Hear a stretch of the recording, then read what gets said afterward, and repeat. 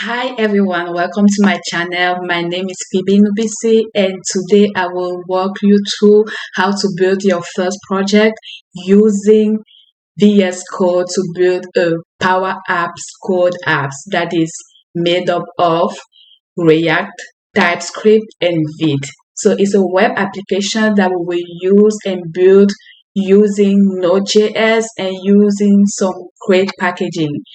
Stay around, we will use Power Automate flows, integrate, we will use some Dataverse tables as a backend and stay connected. Let's get started. Before we get started, I would like to show you some GitHub repositories that I have used that has helped me a lot. The first one is the Power Apps code app. Yes, so if I go to the main repository here, you can see that it's really furnished.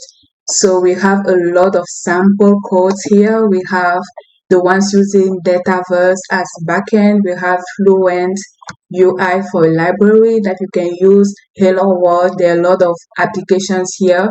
And when you click on it, there is a README. So there's a README that you can use to know more about how to install it, how to make it happen on your local machine and also on your environment in Power Apps.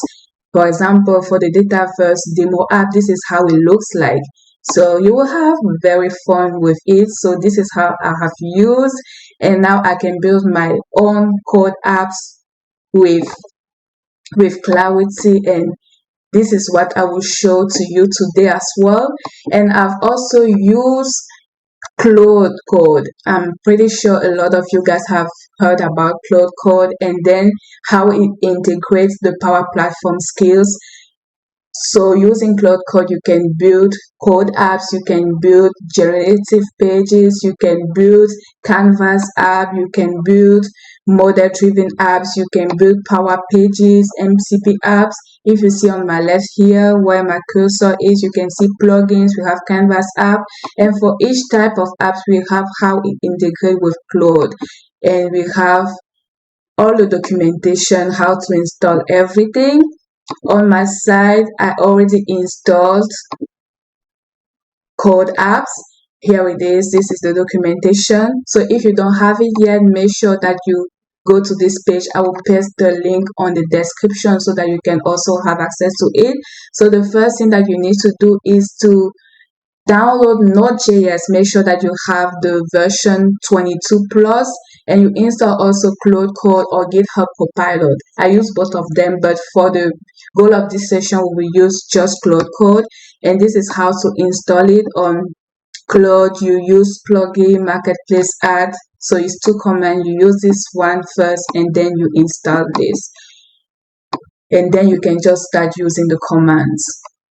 So we have those two repositories that are really important for you to know before you get started. So you might ask yourself, what applications are we trying to build today? We are building a scheduling app. A scheduling app is an app where we will be able to input some materials and assign it to people, to some technicians, and when we assign it to some technicians, they will be able to clock in and clock out of their job inside those tasks that are assigned to them. So the app that we are building today will be called Ops Pilot, so Operation Pilot. I've already have the tables. I have the schedule database here in Dataverse. So this is my first table. I have, I believe, 7 to 9 tables in total. So the first one table is schedule database, where I have the assigned to column, the person that is assigned the task, the assigned to date, the description, the customer name, the inspection type for the task, and many other fields like priority, the purchase order number, the revision, the start time, the stop time. And then I have another table that tracks the time, that tracks each sessions for that. So this is it here. while the first one keep track of the global output, so it will keep always the first start time and the latest stop time. We have now the tracking, the scheduling time tracking that will store that record, and we'll have each session also stored here with the elapsed time, the start time, and the stop time. And then we have where another table where we store the estimated time per materials number, and this is it here.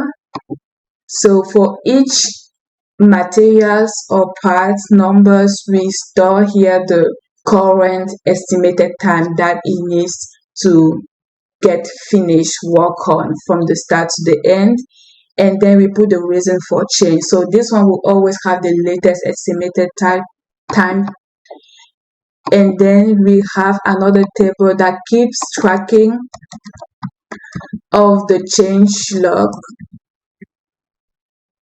That means each time that we attribute a new estimated time in the part estimate, the change log will keep the history, so that using maybe Power BI, we can evaluate with time what is the trend of the change and what did the change and what was the reason. So these are the columns. So make sure that if you want to implement before even starting your project in VS Code using Claude, make sure that you already have all your tables ready, you have already making all your data model, and you have created all the columns. And the other table that we use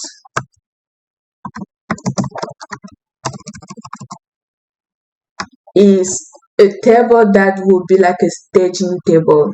This table is a staging table because here, since we have many type of inspection type of materials that we are trying to track by technicians when they work on it each day, this table will be a staging table that will have like the customer name, the description, the part number, the purchase order, the revision, the serial number, and the status.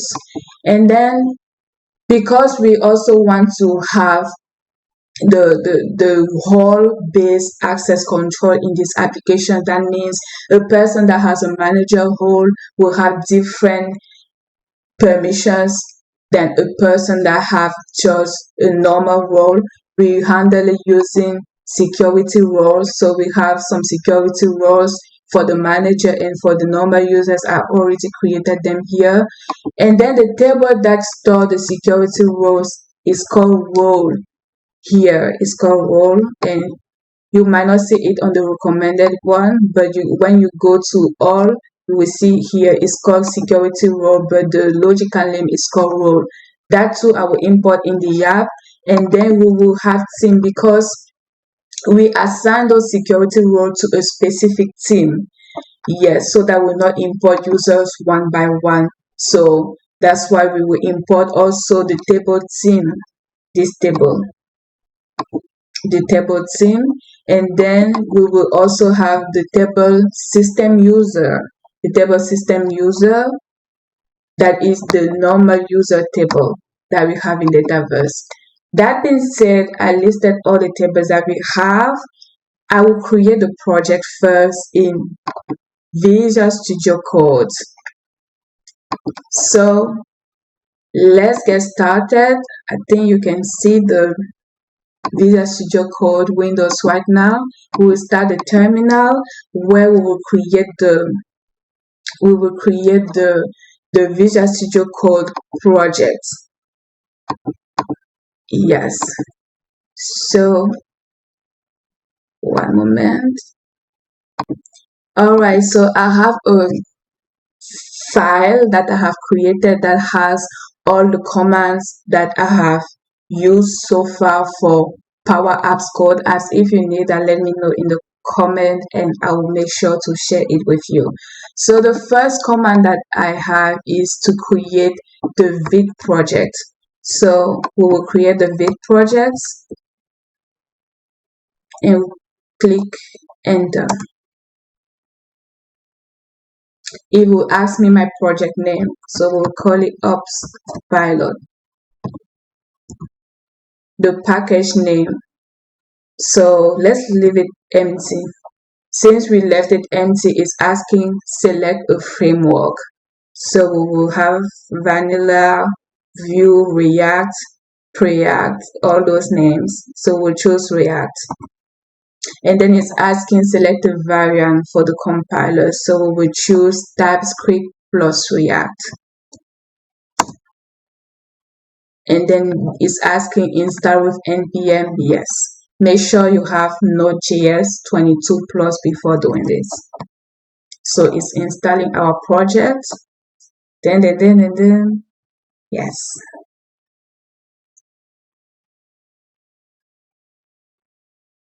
It's installing the dependencies for the project.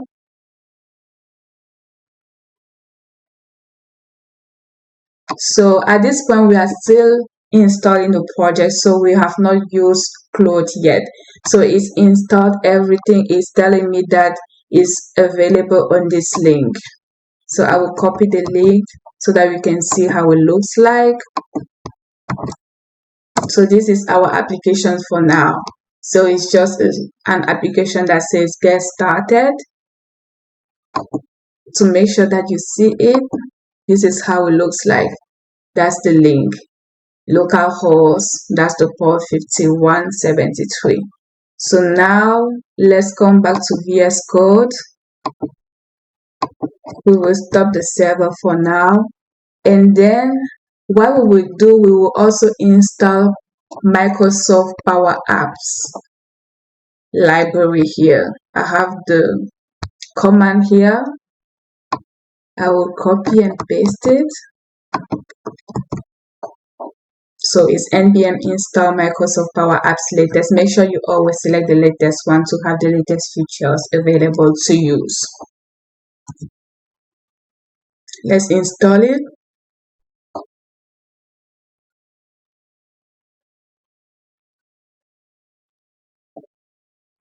And then it has some moderate severity. It's not that bad because it says the warning that some packages are no longer maintained. So we can skip that. And then we will check the version. Always make sure to check the version. So the version says it's the version 1.1.9. That's good. The version must be at least 1.1.1 so that it works. So since we have that right now, what we will do next is that we will go to the folder. Oh, actually I installed it not in the folder that I needed, so I will have to go to our folder ops pilot, and then I will install it again. I installed it in the wrong place, so I have to do it again.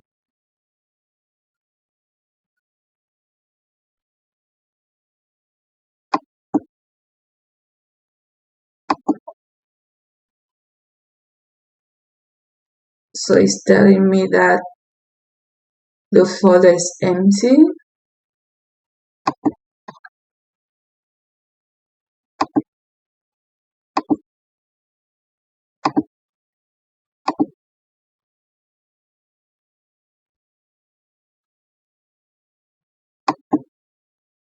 Oh, I need to create install.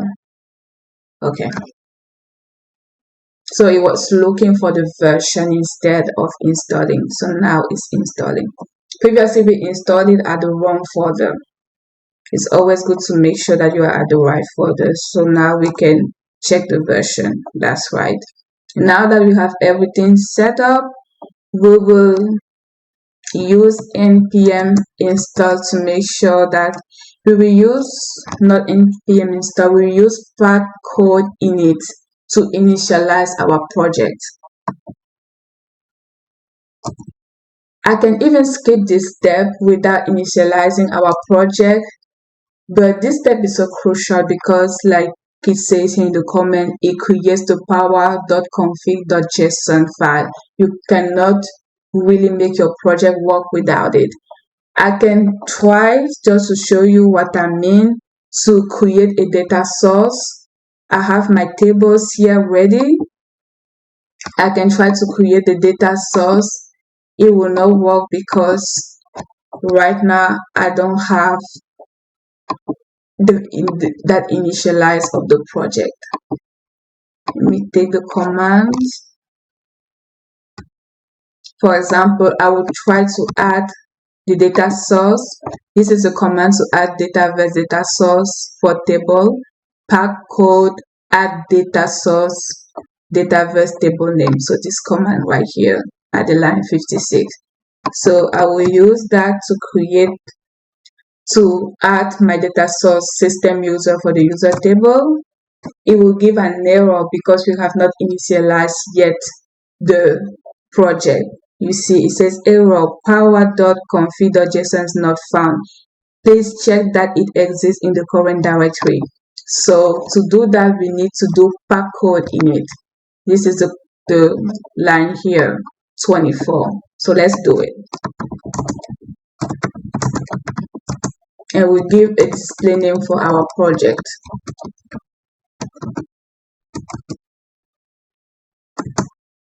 We will give it up pilot again. So once we do that, we will open the project here. You will see how it will appear. The file will appear here. It's here. Power.config.json. It recognized my environment. It recognized everything. And yeah, I will give a description. I have the auto completions. I will just accept what it says. Yeah, and then you can see that the build path used the disk folder when we will run the npm1 build after, and it uses index.html as an entry point for the project. And we have in that file to the connection reference. Every connection reference that you add will be here. Any data source that I will add from now, you will see it will also appear here. Let's do it. So let's run again the pack, add data source. This time it will work.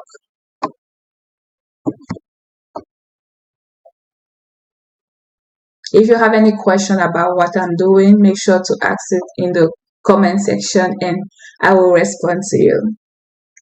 So now it works. Just to make sure that our terminal is clear, I will do CLS to clear it so that it's not too crowded. So now if we come back to the power.config, you see that it was empty when I showed you, but because I added the data source system user, now you see it is added here. This is it added here. And when I will keep adding the other tables, it will keep adding here.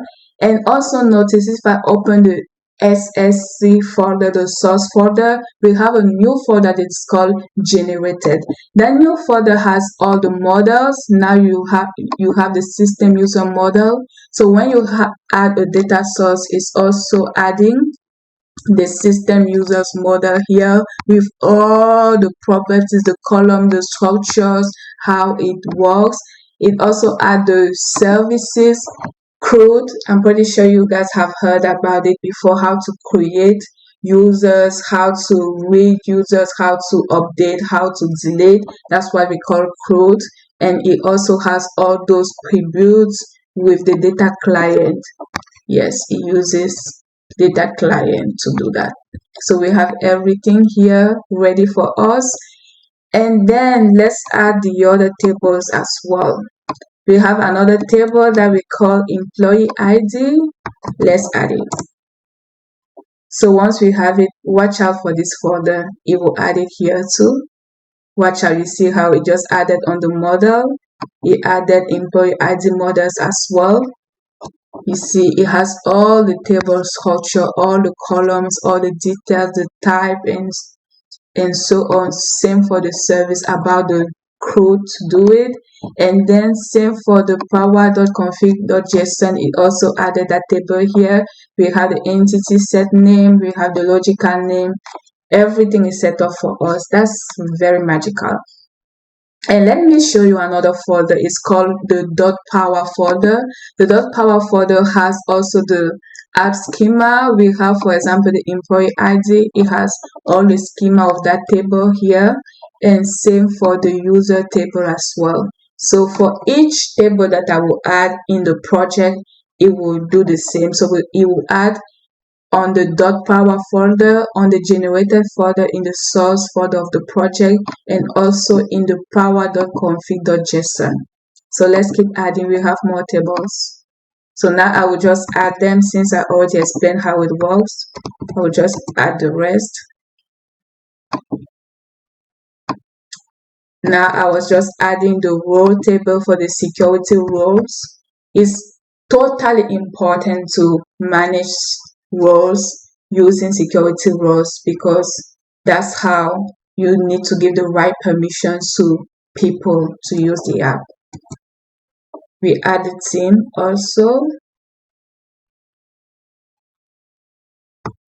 and then already added the team. Now the next table is this one.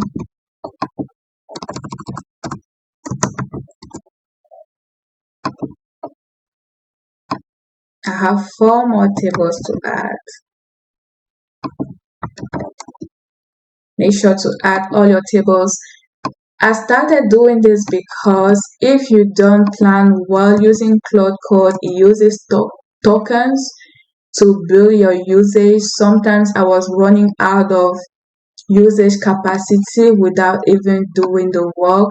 So now I plan very well, and I make sure to structure my folders very well before even starting using Cloud. And even when I use Cloud, I start doing the planning very well before even building the app. So that's why I insisted at the start that make sure to do your data modeling, create your tables. Cloud Code can do it for you, but I mentioned that it consumes a lot of token. You will run out of usage, and sometimes it takes a week to reset. So that's why I started using this wise method, and I believe that it will be profitable for you as well. And then we have all our tables. Now that we have all our tables, let's go back to our file. Now I will show you how to add the Power Automate flow. To add Power Automate flow, let's see if I have put the command here. Yes, the command is npx power apps add flow id flow at the line 168. So I will also add all my instant trigger Power Automate flow. Just to I was at the wrong table, so this is what I meant to show you. So this is the documentation that Microsoft has for us in relation of Power Automate flow's integration with Code Apps. If you see on the left side on the menu, it says Power Apps, Code Apps, and then we have all this.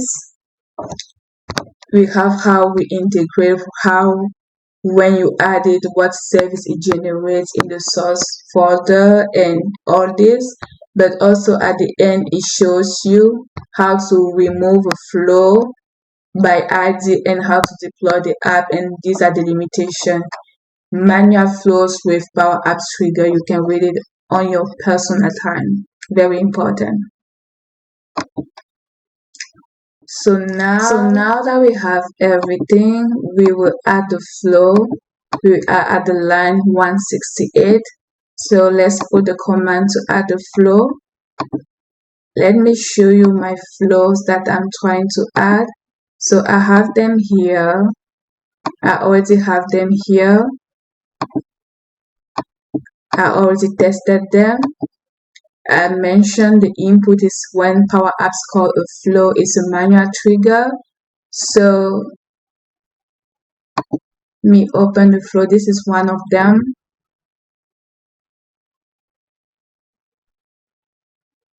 So this is the manual trigger. Make sure it's a manual trigger. This one takes a text like a work order number. And what it does is it's just taking account a random number. It's taking a random number and it gives some random names to customer, because we are just trying to make an exercise, so it's not real things. You see, it takes random numbers, random quantity, random numbers, and it fills them and it stringifies the table according to the random numbers of input that it decides, and then we send that as an array table. We send that as an array table, and let me show you how the result is.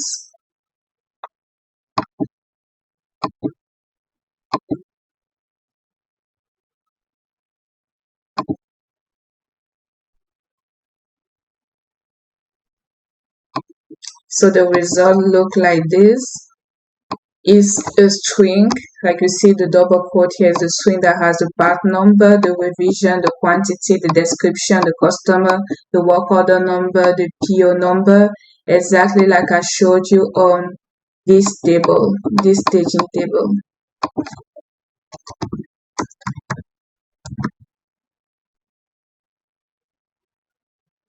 This one with the column so that you can see. These are exactly what this staging table has.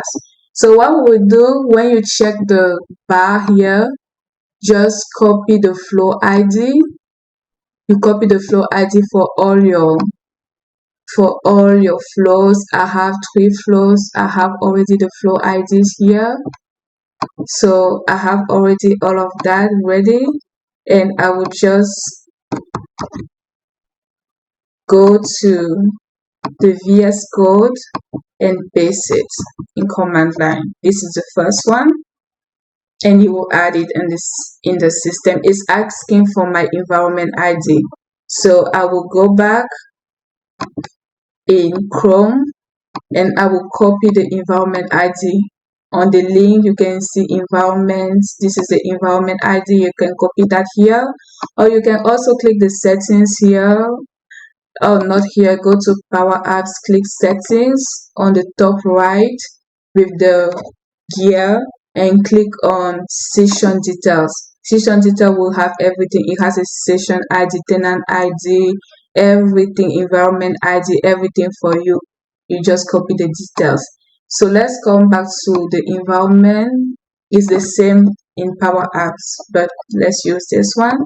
So it's asking for the environment ID. Let's come back to VS Code and let's paste the environment ID.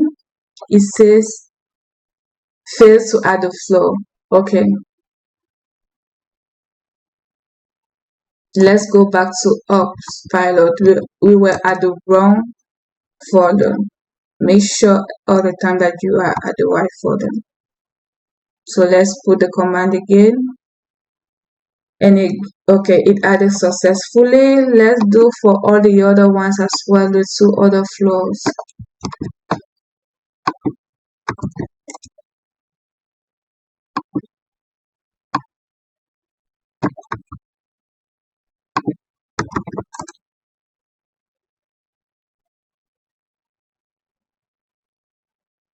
You see that it keeps adding on the models, same folders, on the generated SLC, the services, and